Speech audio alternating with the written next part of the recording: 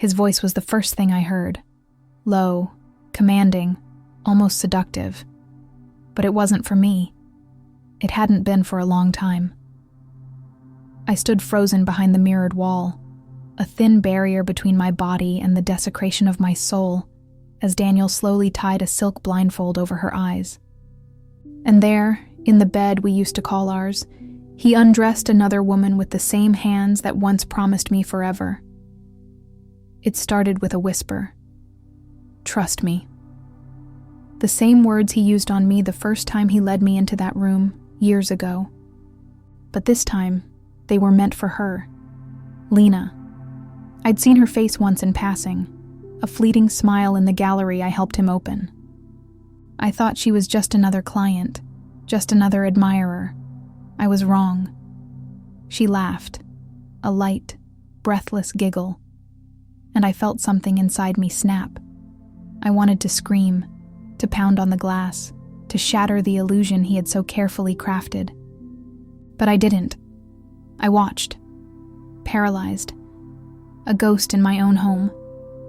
And as her dress fell to the floor, I realized the true horror wasn't the act. It was how practiced he was, how effortlessly he replaced me. That mirror? I always thought it was decorative. He told me it was custom, part of the room's aesthetic. But behind it was a narrow space, soundproofed, hidden by a panel he never thought I'd find. I only discovered it because I followed his pattern. And now, I was trapped between the truth and the lie I'd called my marriage. He thought I was out of town, visiting my sister. He booked her visit with the same cold precision he used to arrange his meetings. This wasn't a spontaneous affair. It was ritual. And I was the unwilling witness. Every breath they took felt like a betrayal. Every kiss he gave her, every moan she released, it stabbed into me like shards of crystal. This wasn't just infidelity. It was psychological warfare, gaslighting brought to life. Because if I had confronted him before, he would have called me crazy, said I was imagining things. And maybe, for a while, I believed I was. But not now. Now I saw him for who he truly was.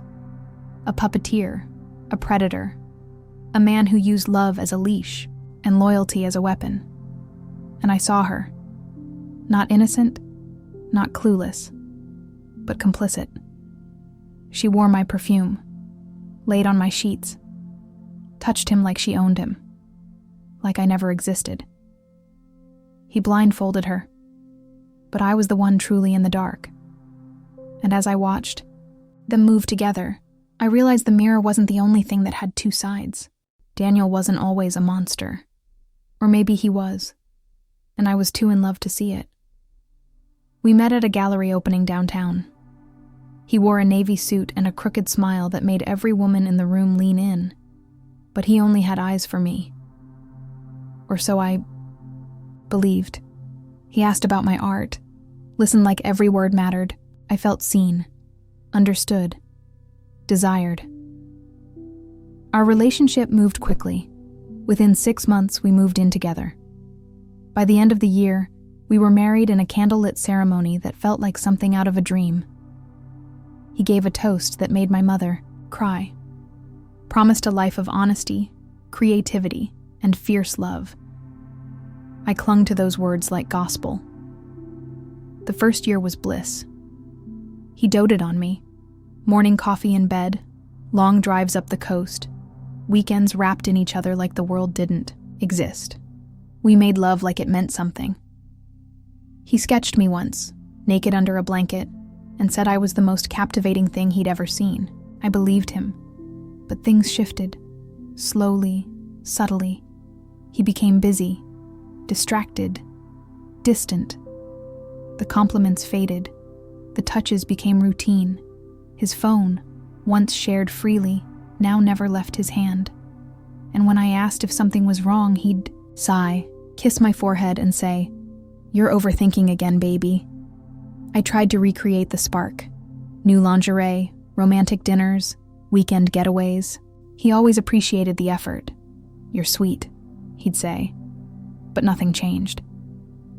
I started to feel like an accessory to his life, a placeholder. And deep inside, a gnawing fear began to grow. I was losing him, piece by piece. Still, I stayed.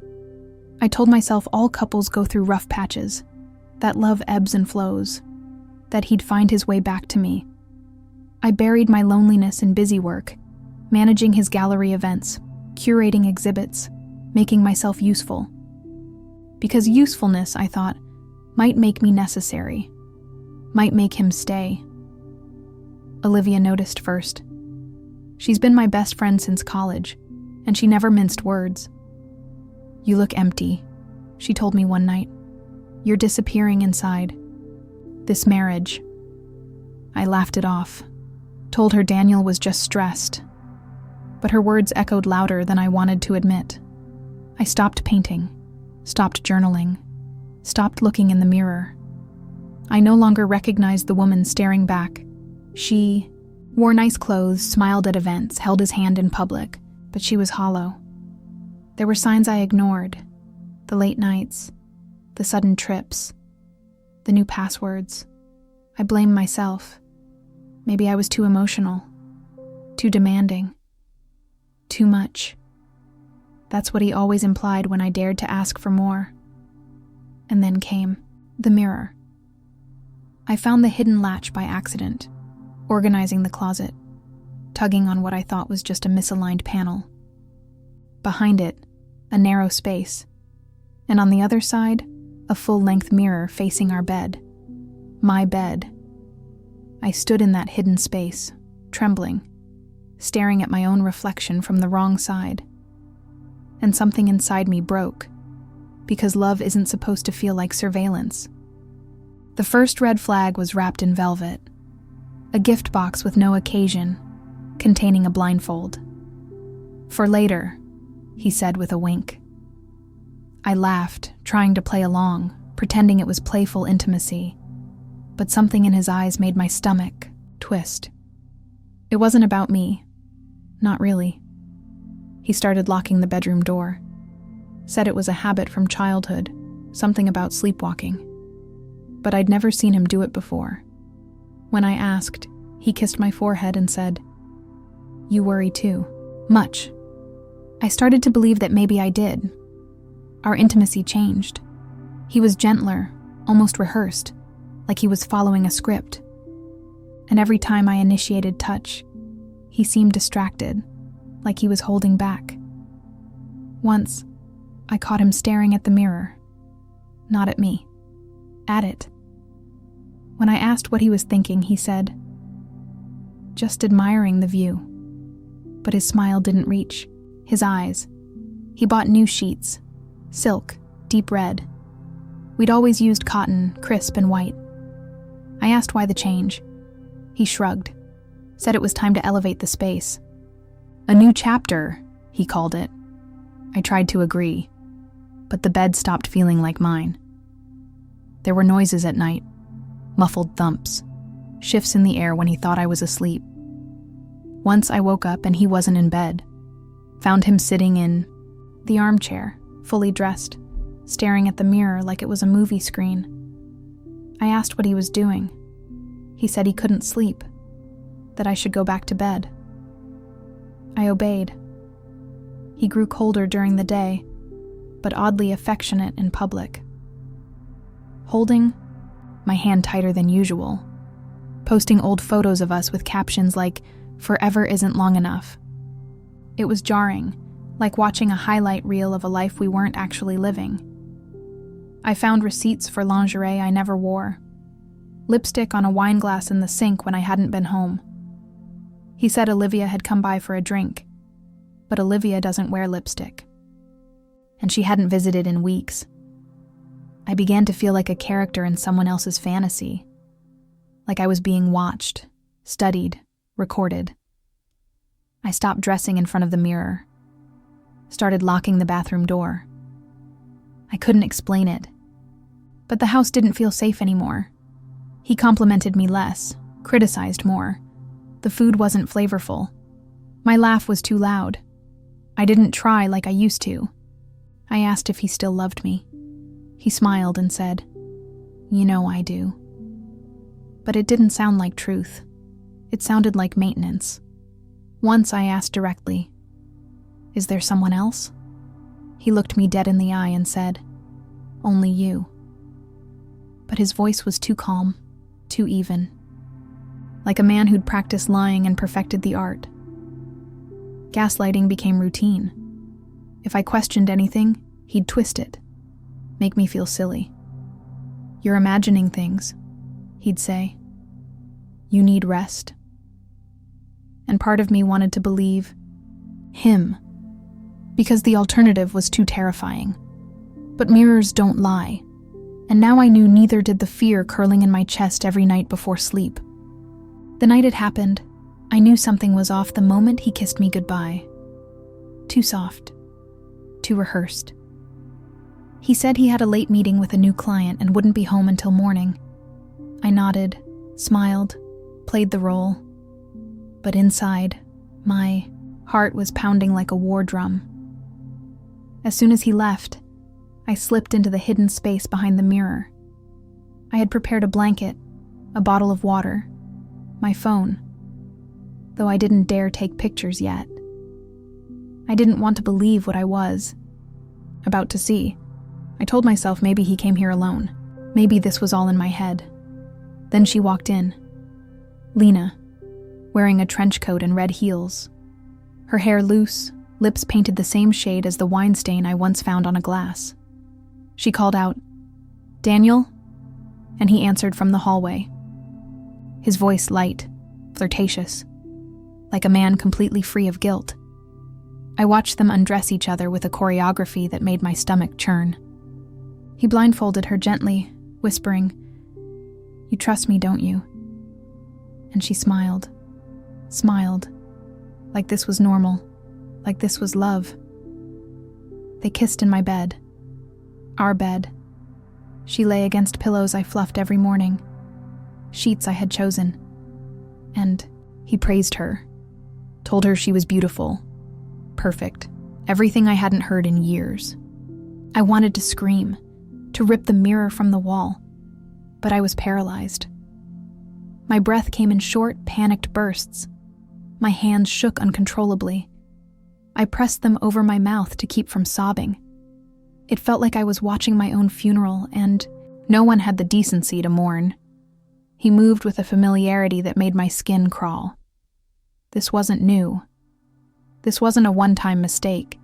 This was practiced, repeated, planned. She moaned his name, the name I once whispered with love. And he responded like she was his only world. I couldn't understand how I'd lived beside this man and never truly known him. How he could lie so seamlessly. How he could wear two faces and make me love both. The humiliation sank in deep. I wasn't just cheated on.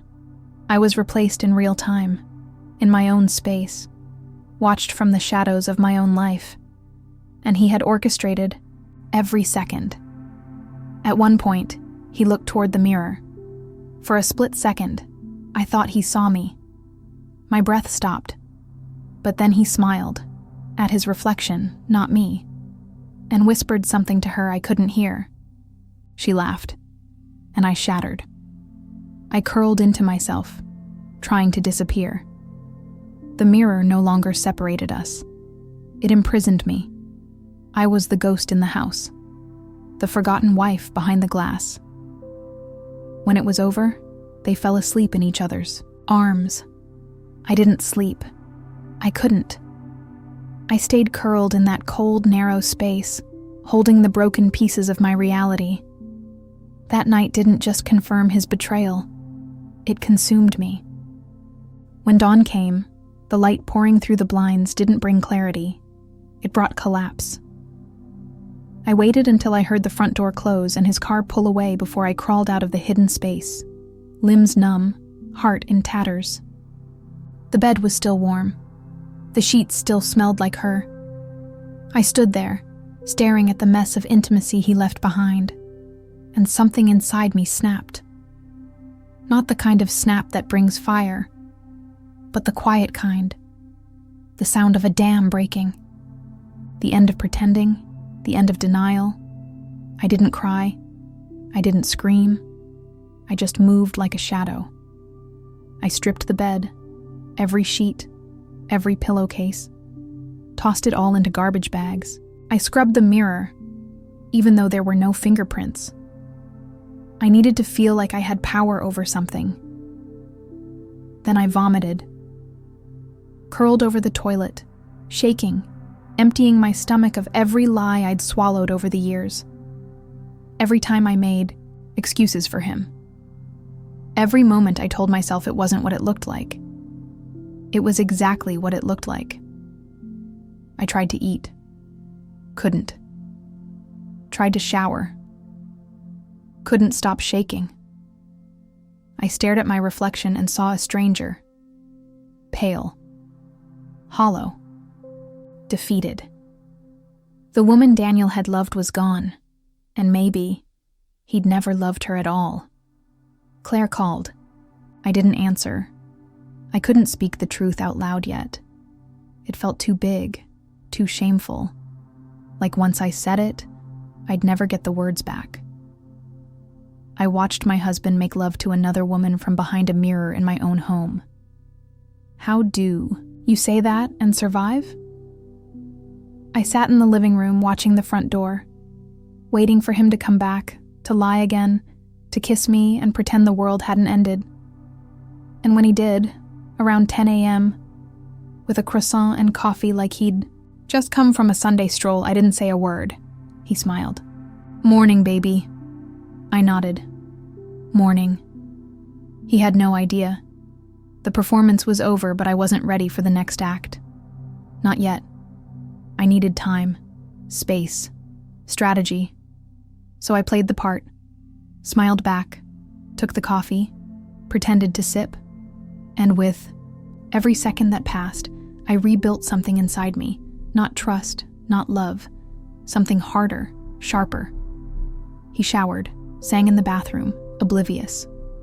I sat on the bed where he had held her hours earlier and stared at the mirror. I wasn't just betrayed.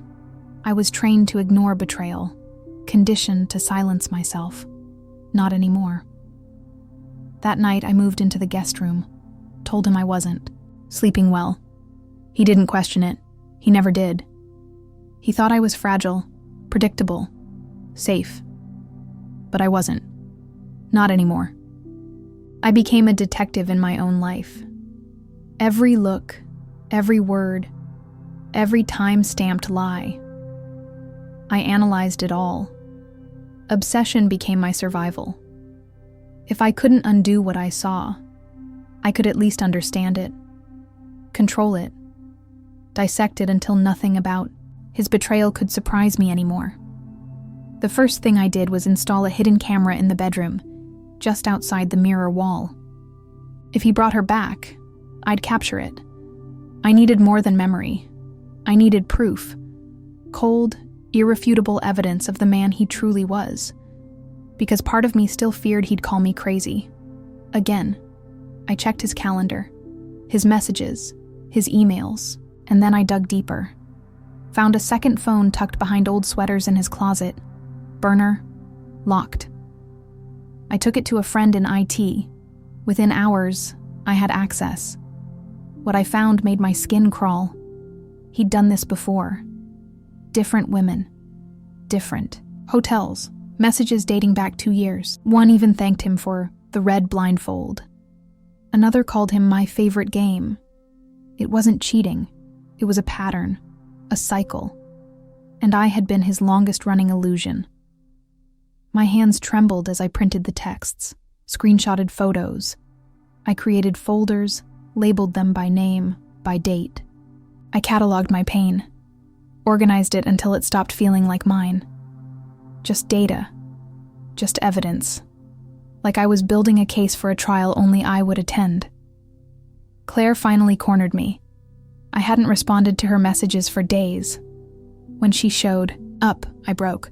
Told her everything. The mirror, the blindfold, Lena, the phone. Her face contorted into horror. Then rage. then fierce, unwavering loyalty. "You need to burn him to the ground," she whispered.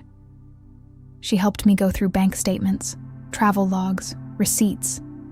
He'd charged gifts to our joint account, lingerie, hotel stays. One boutique had even wrapped a necklace with a note, 2L for every stolen breath. I never got a necklace. I remembered the night he didn't come home during a storm, said he was stranded. I found a receipt for champagne that night. Room 312. Lena again. The storm didn't stop him. It sheltered him. I uncovered a secret email, one he used to book sessions at an exclusive BDSM club.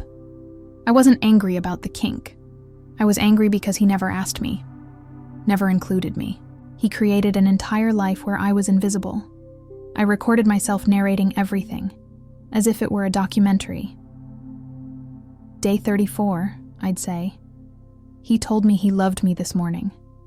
Later, I found a message to her. She has no idea. Saying, "It out loud made it real, made me feel sane." Then came the final discovery. The mirror, it was two-way glass, installed years ago. The space behind it had been built into the original plans. I wasn't the first to stand there. I was just the first to find it. My marriage wasn't a love story. It was a stage, and I had finally found the script. I didn't want revenge that screamed. I wanted revenge that whispered through the walls. Silent, calculated, unforgettable. No broken dishes, no yelling matches, just precision, like surgery, like ice. I started by documenting everything in a binder, texts, photos, receipts, his burner phone logs, screenshots of club appointments. I included copies of our prenup, which favored me heavily in cases of infidelity. A clause he insisted on, arrogant that he'd never need to worry.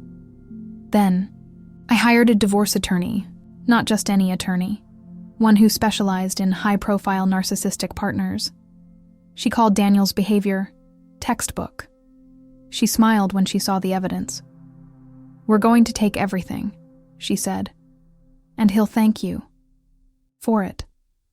Next, I reached out to Lena. I debated for days, but I needed her to know she wasn't the only one used. I sent an anonymous message, attaching screenshots of the other women, his messages, and the two-way mirror blueprints. I didn't accuse, I exposed. The truth speaks louder when it's quiet. Her response was silence. But 2 days later, Daniel's mood shifted. He was pacing more, checking his phone obsessively. One morning, he threw his coffee against the sink. I said nothing, just raised an eyebrow and sipped mine. He didn't know I'd frozen our accounts, that I'd transferred my name off everything joint, that I'd changed the locks on the gallery he technically owned but I legally managed. His name was being removed from the space he once called his empire. Then came the public piece. With Claire's help, I submitted a story to a digital magazine, anonymized, confessional, searing. It detailed emotional abuse, surveillance, the hidden mirror, the affair. I changed names, but everyone in our circle knew. The article went viral within 2 days. Comments flooded in. Women sharing, empathizing, exposing their own Daniels. He read it. I know he did. Because that night, he asked, "Do you think people know it's about me?" I shrugged. Should they? He didn't answer. The next morning, I handed him the divorce papers. Tucked inside was a note. "You blindfolded her." But I saw everything. He didn't yell, didn't argue, just stared at me like he didn't recognize me. And he didn't, because the woman he tried to destroy had rebuilt herself in silence, and she no longer flinched. He tried apologies, then blame, then pleading. I said nothing. I moved out within a week, left the house like a corpse shedding old skin. Claire helped me pack. We laughed. Not because anything was funny, but because it meant we'd won. A month later, I stood outside the gallery, now under my sole name, and watched him walk by. He didn't look inside. Couldn't. Power had shifted. He had created a stage. But I'd rewritten the final act. Freedom didn't come with fireworks. It came in quiet moments. Sunlight through new curtains, waking up without dread, hearing my own laugh and recognizing it again. After everything, I didn't want revenge anymore. I wanted peace. And for the first time in years, I had it. I moved into a small apartment across the city. Nothing fancy, but it was mine. Every painting on the wall, every candle on the shelf, chosen by me. No more curated perfection. No more walking on eggshells. Just air, just space, just breath. The first night alone, I lit a candle, poured a glass of wine, and sat on the floor in silence.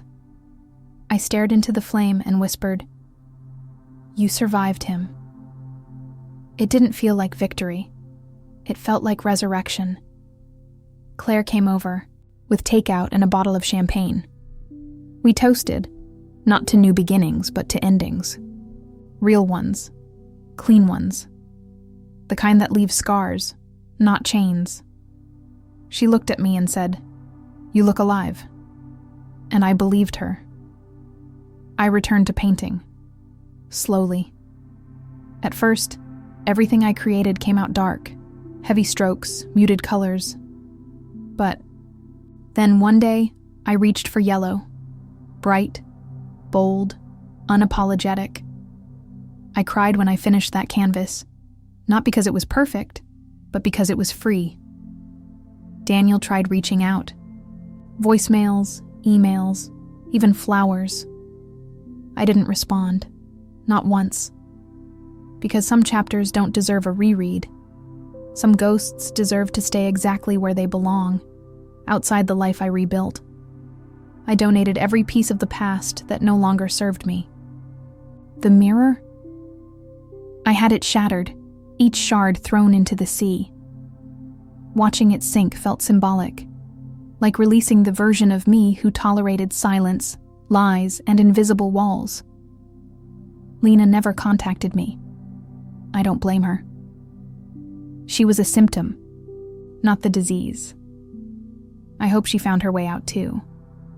I hope she learned that love isn't supposed to come with secrets and staged illusions. The gallery now hosts women artists exclusively. Survivors, truth-tellers, fire starters.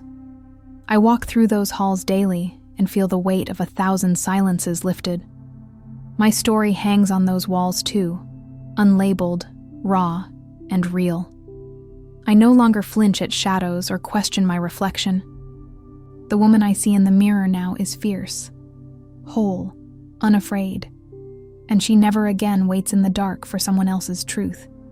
Because the greatest revenge is this: he built a world of lies, and I walked away glowing.